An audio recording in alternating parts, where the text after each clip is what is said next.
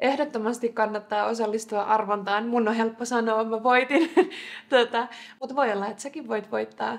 Suosittelen, jos et ole vielä osallistunut. Oon mä tämän yhdenkin voiton jälkeen osallistunut uudestaan.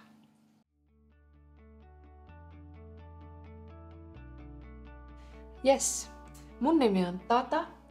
Mä olen 4 ihanan lapsen äiti ja onnellinen vaimo miehelleni Henrille.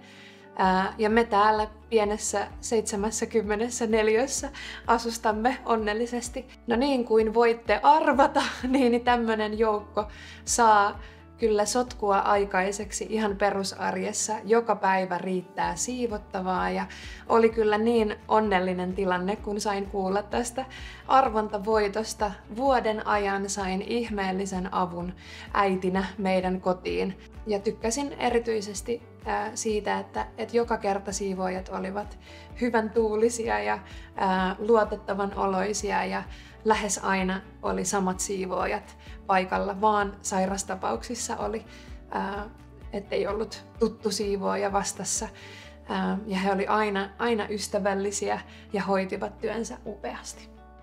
Se oli tosi kiva lisä, että ne siivousvälineet, jotka kotipuhtaaksi toi tänne, niin että niitä sai käyttää myös arjessa. Kohti puhtaaksi yrityksenä oli mulle tuttu jo entuudestaan ja mä olin tykännyt tosi paljon siitä meiningistä, mikä näkyi sosiaalisen median kautta tai nettisivuilta. Se, että oli valittu parhaaksi työnantajaksi muutaman kerran, niin tälleen tamperelaisena, kun oli täältä käsin oleva yritys, niin olin sitä jo vaan tykännyt siitä meiningistä, niin sitten tälleen asiakkaana haluan sanoa sen, että se kyllä, mitä nettisivuilla ja mitä sosiaalisessa mediassa näkyy, niin se ei tuottanut pettymystä, vaan se sama iloinen tekeminen siivoojilla, se tarkkuus ja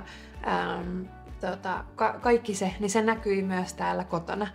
Kyllä tämä siivous ehdottomasti vapautti meillä aikaa perheelle. Mä ensisijaisesti, vaikka yhdessä hoidetaankin perheenä, mutta kannan kuitenkin ensisijaisesti täällä kaikesta vastuuta ja sitten delegoin huolella, niin oli ihana vapautua siitä enemmän, viettää aikaa perheenä tai lähteä niiden siivouksien ajaksi jonnekin yhdessä. Se oli kyllä isoin osa tätä, mihin se vapautti aikaa meille perheenä. Ja tietenkin se, että meillä kävi kuukausittain se tehosiivous, niin vaikutti sit mun hyvinvointiini.